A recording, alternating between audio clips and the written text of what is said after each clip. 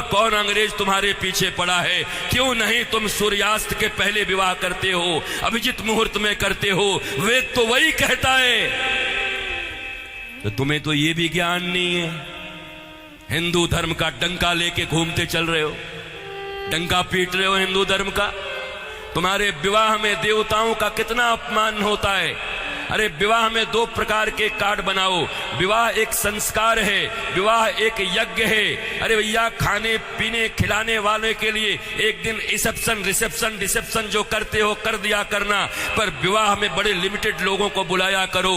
अपने परिवार, वो भी जो सनातन संस्कृति को मानते हैं, पवित्र रहते हैं। विवाह संस्कार में देवता आते हैं। तुम्हारे द्वारा किए गए यज्ञ के भाग को लेने के लिए अरे नाक पोंछते हुए, कान खुजाते हुए, पता नहीं क्या क्या करते हुए अगर तुम किसी को भोजन दो तो तुम्हारा बच्चा भोजन नहीं करता।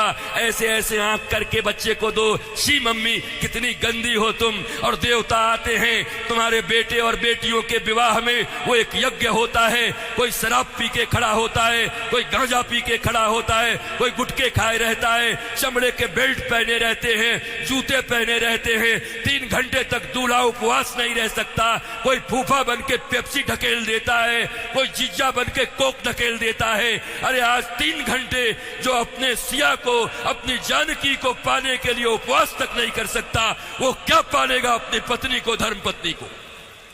ये कोई विवाह है?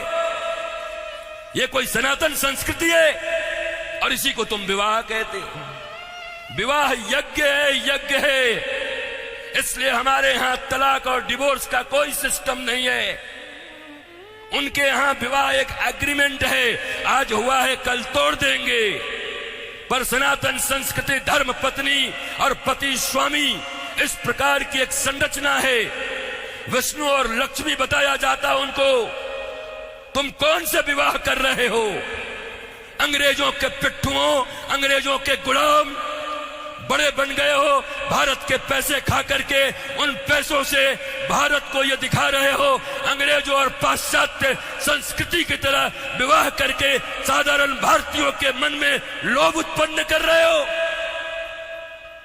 और ये समाज के अग्रणी लोग बने हुए हैं, ये समाज के श्रेष्ठ लोग बने हुए हैं, ये समाज को दिशा दिखा रहे हैं, ये समाज को भोंडा प्रदर्शन कर रहे हैं, अपने दन का लोगों को दिखा रहे हैं। एक गरीब बेचारा विवाह करने में भी लज्जा करता है, इतना आडंबर बना दिया। विवाह एक यज्ञ है, बड़ा पवित्र यज्ञ है, सुंदर यज्ञ है, वेदियां बनती हैं। हमारे यहां दूल्हे दुल्हन, उनके वस्त्र कैसे होते थे?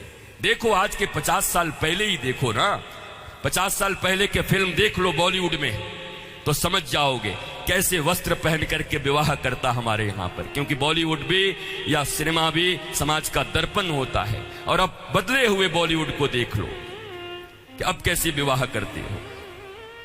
हमारे विवाह में हमारे वस्त्र, हमारे परिधान, फिर लेन देन इतना तो बनता है। 5 साड़ी तो बनती है, 21 साड़ी लगेगी ननद की। अरे कौन से ग्रंथ में लिखा है? कोई माई का लाल भारतवर्ष में किसी शास्त्र में मुझे दिखाए? कहां लिखा है ये लेन देन? तुम्हारी बुढ़िया पुराण में होगा। लोभियों के बनाए गए कानून, लोभियों के बनाए गए नियम।